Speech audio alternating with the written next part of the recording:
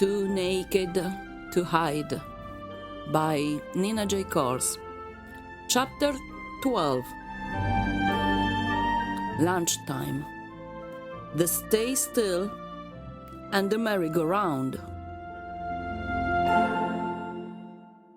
You can check for me on my website at www.toonaked.me. I moved back to my mother's for a couple of months. When we got the results from Giovanna's pregnancy, I moved in with her. A year later, as soon as I received the papers finalizing my divorce from Roberta, we got married. Giovanna, to tell the truth, was not enthusiastic about it. But there was a child on the way, and I wanted a stable, definite relationship. I didn't want to have to pack and leave ever again. I wanted to go home at night and be with her and our child. I hoped for a girl. I've always liked girls more than boys. I never understood them, but I've always been in love with them. Instead, Enrico came to us. He was beautiful. After he was born, Giovanna said we could get married. We had times when I felt I had the whole world in my hands. I had a beautiful home, a beautiful wife, a beautiful son. The firm was picking up too. Great times. I was convinced it was the same for Giovanna. I saw her completely absorbed by this little boy. I loved her way of being a mother. But she was also very possessive with him. She was better than me with him for day-to-day activities, and so I always let her take the lead. I was in charge of the fun activities. I'd come home and hold him, rocking him in front of the TV. I held him and feed him the bottle until he fell asleep with his tiny head on my shoulder. On Sundays, I was the one to take him around in the stroller. But these were also the only things that Giovanna allowed me to do, other than staying up all night when he was colicky or teething. For the rest, when I could, I took the actor's role in Enrico's life. His bath, feeding him solid food, taking his first steps, playing with his Lego tiles, they were reserved for just the two of them. I felt like Giovanna's system was flawless. I felt that everything was just fine. That little boy was everything to Giovanna. So, it took you this incredible long journey before reaching me? Well, so it seems. Quite winding your road. Yep. Good thing. Good thing what? Good thing you had to travel this long and winding road. I really like the man you have become. Why, I'm moody, childish. I really like the man you are now. You're my sounding board. Maybe you didn't hear the whole story right. 7 women, 7 suitcases, a mountain of mistakes I still can't make out. I really like the man you are now, the way you are. I like you a lot. I hate perfect men. I am not perfect. I like you a lot. It's not true that you're not reliable. It's not true that you're childish. You're just my bad boy. I really like the man you have become. Then suddenly my warrior came. He captured me with his strong arms, lifted me up to his horse. With a strike of his sword, he wounded the dragon. With another, he killed the enemy, and he took me away with him. Yes, that's right, except I'm galloping on my mother's beat-up, very old Fiat, since my horse is back at the repair shop. Mercedes came and took away their plates.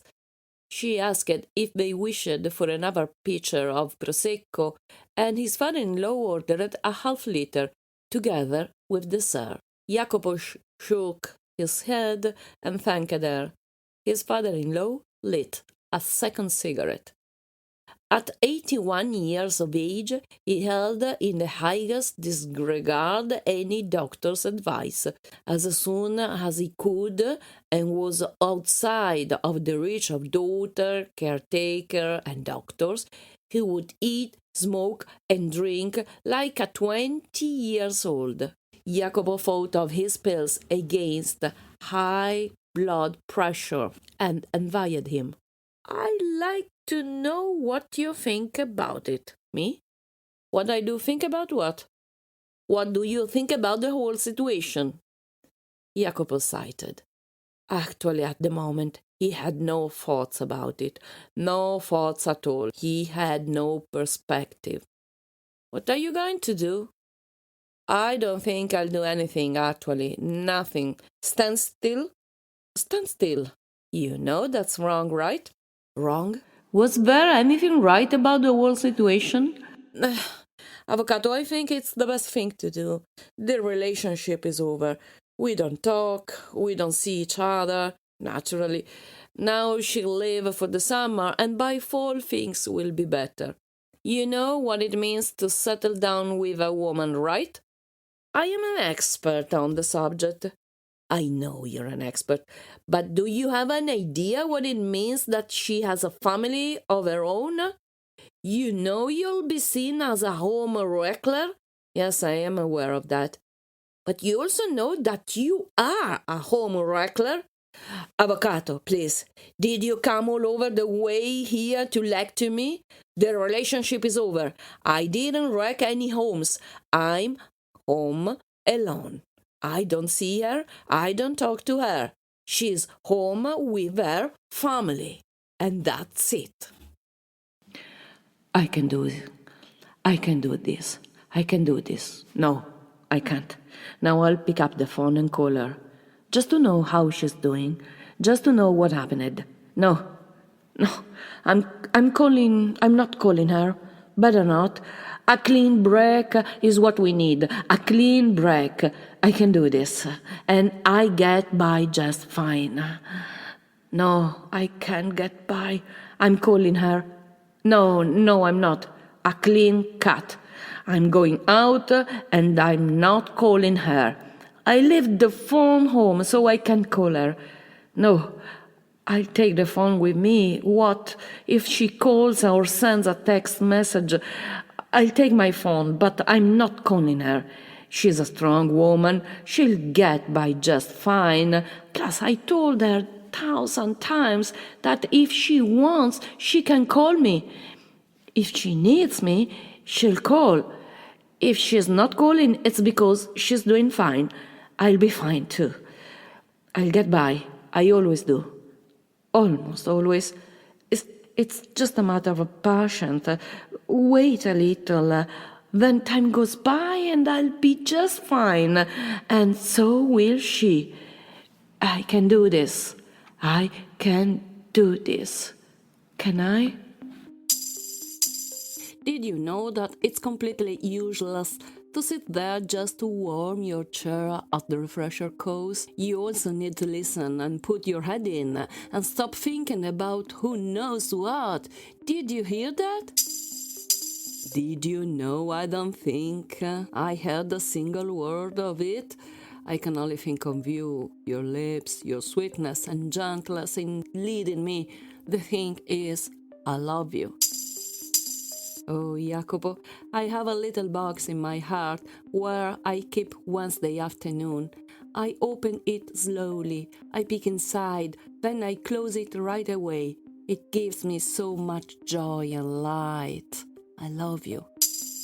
Honey, I'm wandering around the city wishing I could kick every couple holding hands.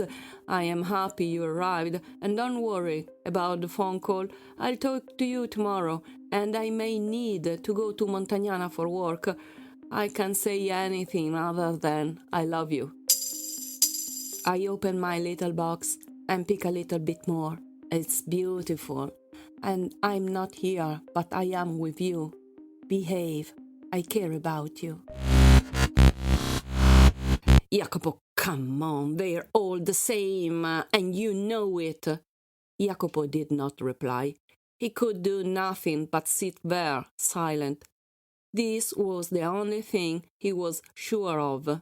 He could only sit there and not talk. Even just one extra word would have been useless.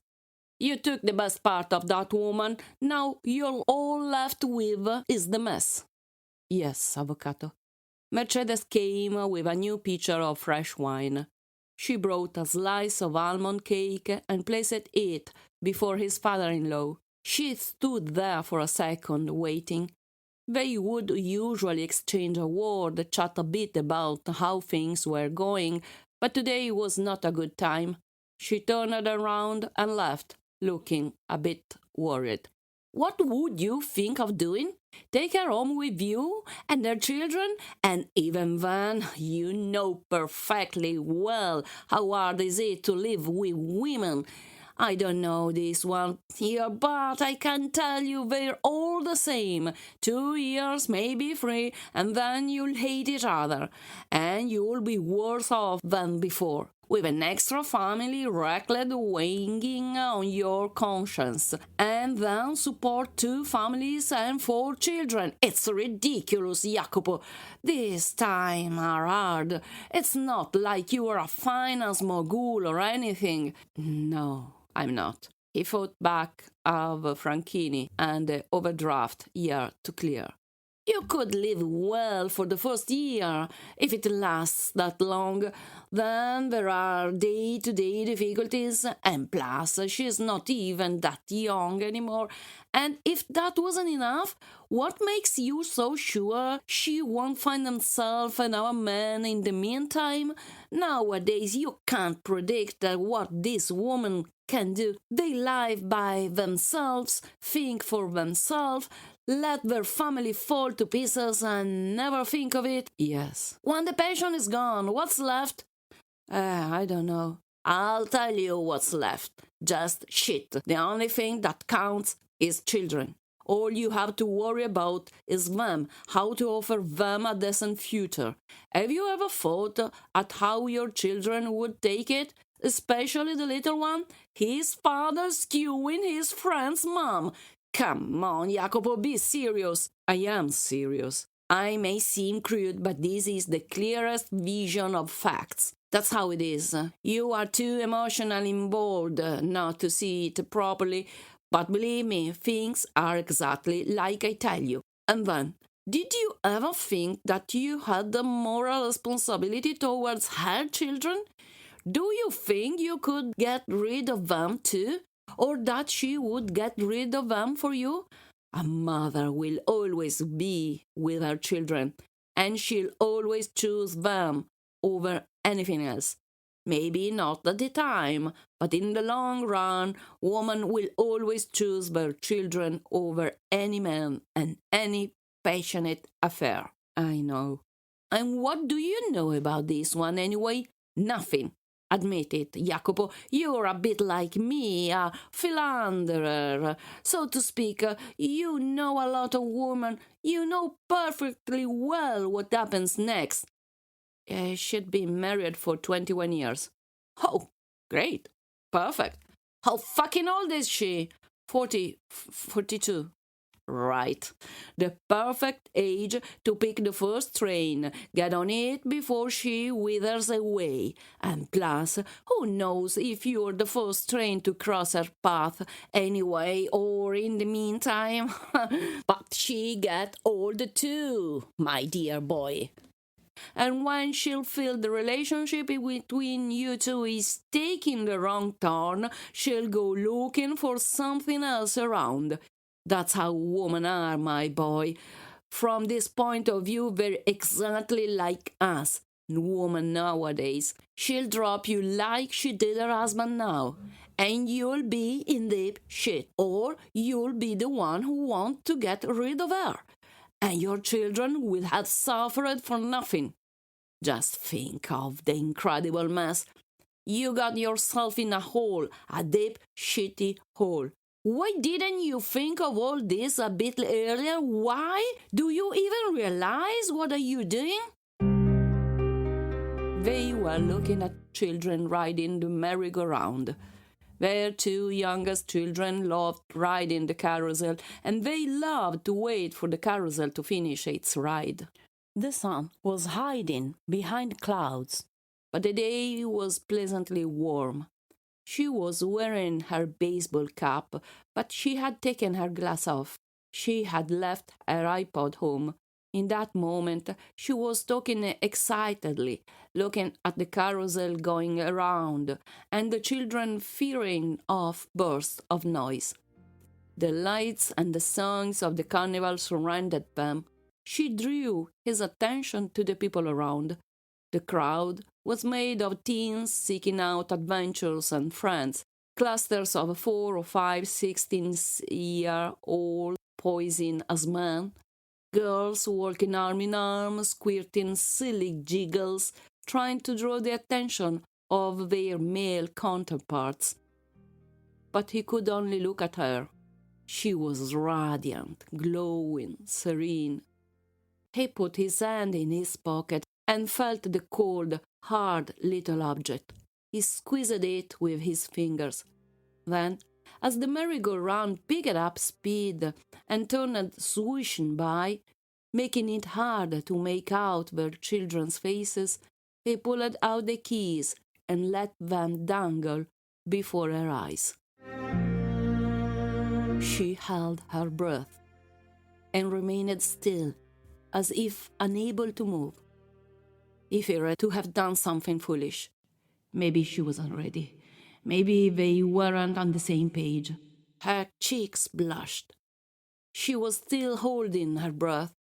She had looked back for a second, had taken a step back and leaned onto a pole. She was still not breathing. Her eyes were fixed on that key, swinging in the air. Jacopo felt as though that moment had lasted a whole eternity. So you don't have to go around kicking doors, that's all. She was still silent. He noticed she had slowly started to breathe again. She had her hands stuck behind her back. She freed her arms and opened them before his face, palms turned upwards. She was looking at him, deep into his eyes, and saying nothing. Well, so you can come whenever you feel like. You don't have to wait for me if you want to come. Can you start breathing again, please? Her right hand started to swirl in the air. Her face broadened in a large smile, the smile of the world. He wished he could kiss her, but that was impossible, not in front of the kids. The merry-go-round kept spinning. He took a step towards her. What if she didn't want them? So, breathing yet? She laughed.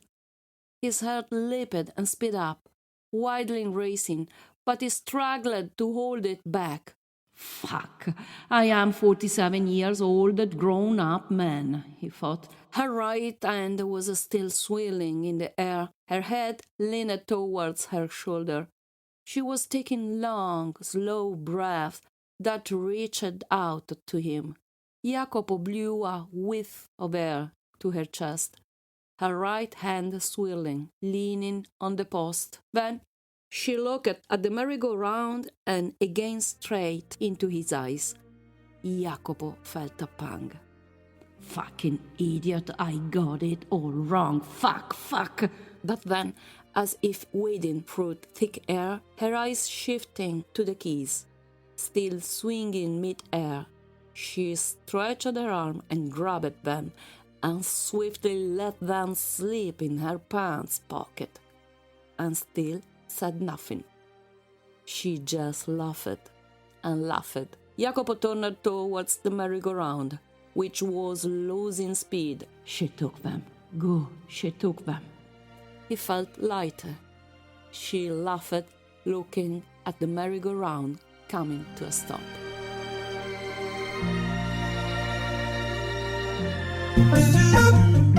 Translation from Italian by Iris Cartia.